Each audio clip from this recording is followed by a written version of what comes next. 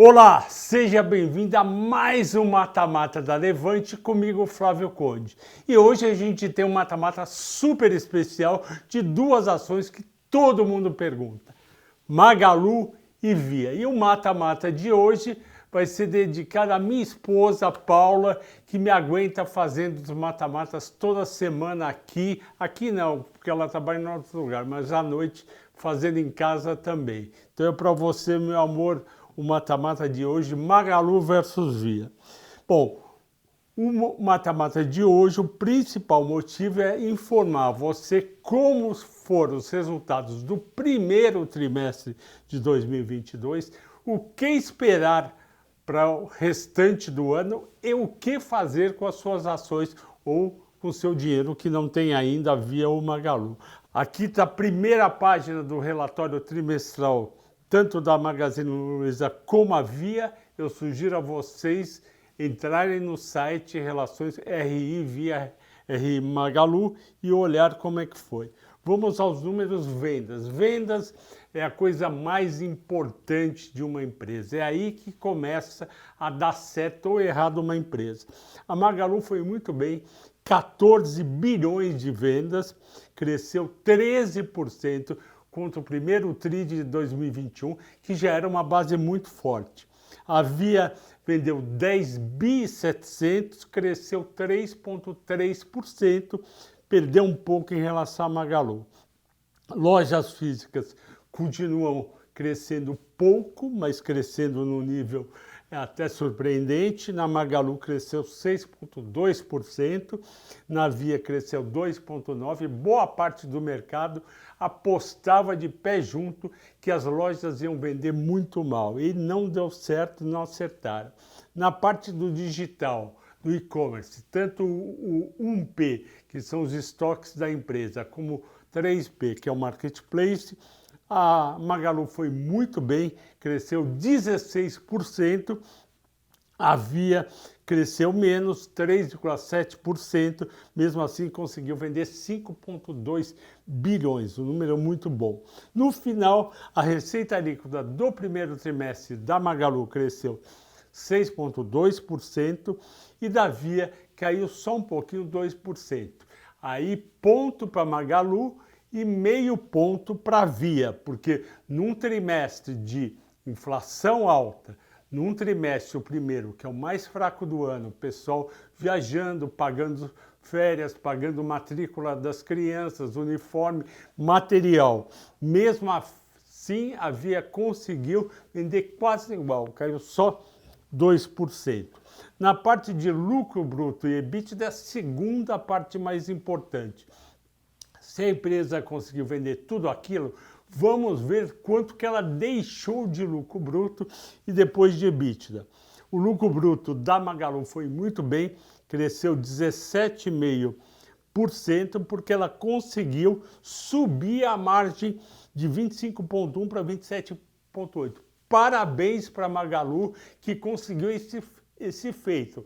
A maioria dos analistas, aqueles que nunca venderam nada, que só ficam no escritório com ar-condicionado e com planilha de computador, apostavam numa queda da margem bruta. Eu não apostava, eu achava que ia subir. A Via caiu bem pouquinho, 0,7 ponto percentual, e aqui eu dou os motivos.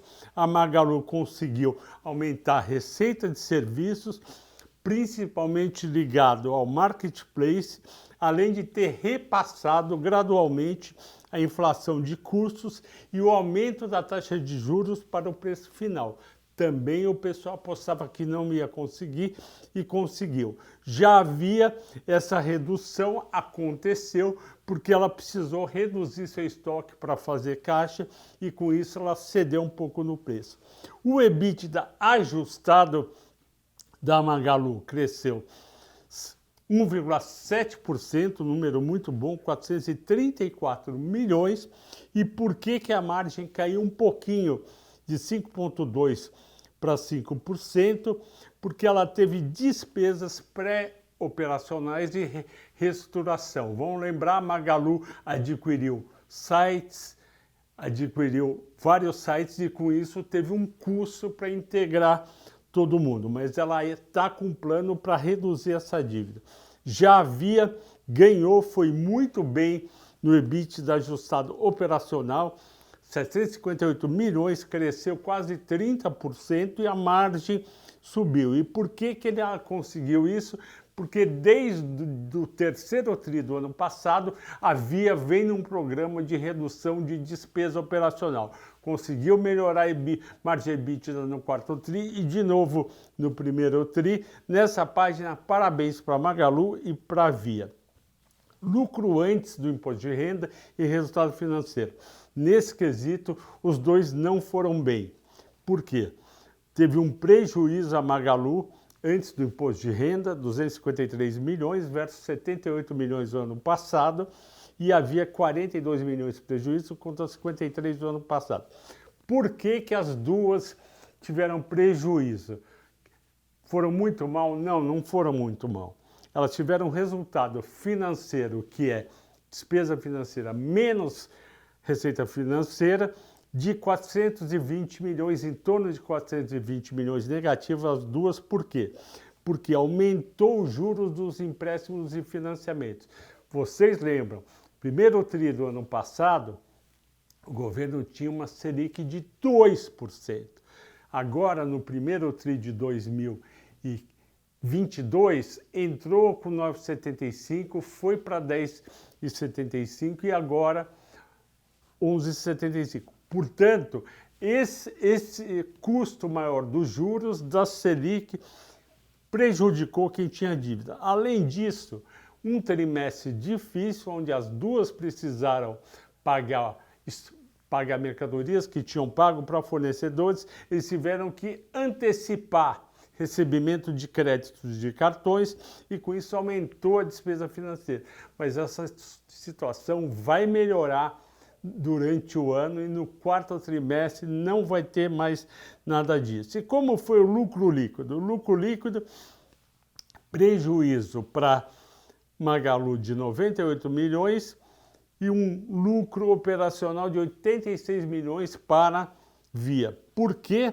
Porque essas empresas tiveram provisões positivas de IR e contribuição social. Isso normalmente não acontece nas empresas.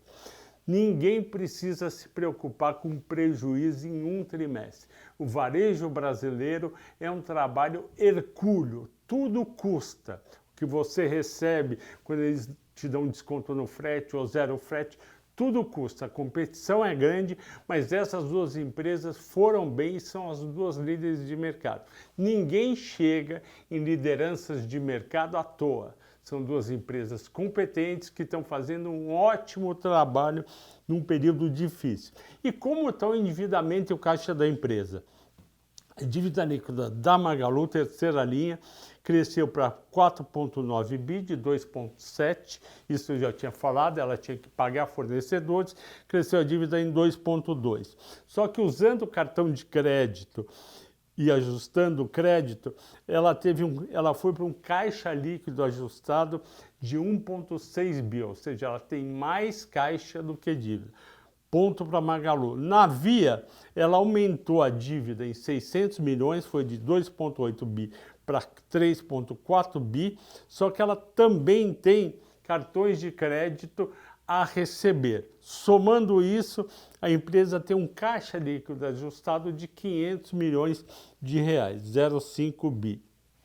E o capital de giro, eu explico aqui como a Magalu foi muito bem. Ela tinha um capital de giro negativo de 1,7 bi, terceira linha, e tornou um capital de giro positivo de 1,2 bi. Parabéns para a Magalu, que conseguiu fazer esse equilíbrio nas contas.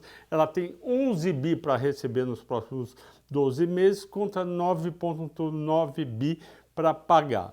Já havia ter um capital de giro ajustado negativo de 3,4 bi, porque ela tem 16 bi para pagar contra 12,8 para receber. Ela ainda vai ter que resolver essa questão e tudo indica que ela vai resolver a contento. O que esperar dos resultados dessas duas empresas para o restante de 2022? Isso é muito importante. As vendas nos próximos trimestres devem ficar entre mais 5% em relação ao ano passado, que já foi alto, e menos 5%, ou seja, totalmente aceitável. E as margens devem ficar mais 2 pontos percentuais para Magalu e para a Via deve ficar entre mais 2 e menos 2. Eu aposto mais no 0 a 0 e vai ser um ótimo resultado. Vamos agora calcular via múltiplo de mercado qual é o preço justo das ações da Via e da Magalu para o fim do ano. Eu fiz a conta aqui, calculei o EBITDA de 2,5 bi para Magalu no fim do ano, contra o valor de mercado mais dívida de 32 bi, deu um EBITDA de 12,6 bi para o fim do ano da Magalu. Só que o EBITDA histórico dela, o EBITDA é 30,3.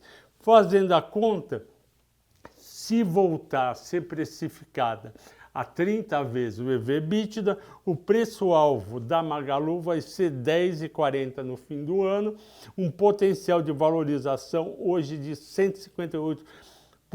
Guardo o número, preço-alvo de Magalu, calculado por mim, 10,40.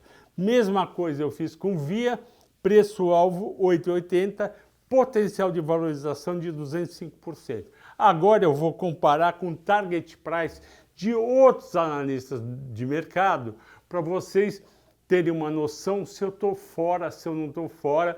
É bom porque você começa a entender como os outros estão calculando. Olha aqui, em verde, 10,40 é meu preço-alvo para Magalu, R$11,12 é o preço-alvo médio do mercado. Então eu estou perto e, portanto, você tem eu e mais 12 analistas com essa projeção parecida. Na Via, o preço-alvo médio é 6,74, que daria um potencial de 131. Eu estou com preço alto mais alto do que Via, 8,90. Se for para 8,90, tem 205% de valorização. Continuando, o último slide, o que fazer com as ações de Magalu e Via? Manter quem tem, comprar quem não tem. É muito melhor comprar agora a Magalu a R$4 do que a R$20 em outubro de 2020. É muito melhor pagar agora R$ 2,90 na Via do que R$ 17 em outubro de 2020. Então você tem que comprar as ações quando o preço está lá embaixo e não quando elas estão subindo e o preço está lá em cima. Ok, pessoal? Se tiverem alguma dúvida, escrevam aqui embaixo no comentário, dê seu like, eu agradeço a todos pela audiência e pela paciência. Até a semana que vem.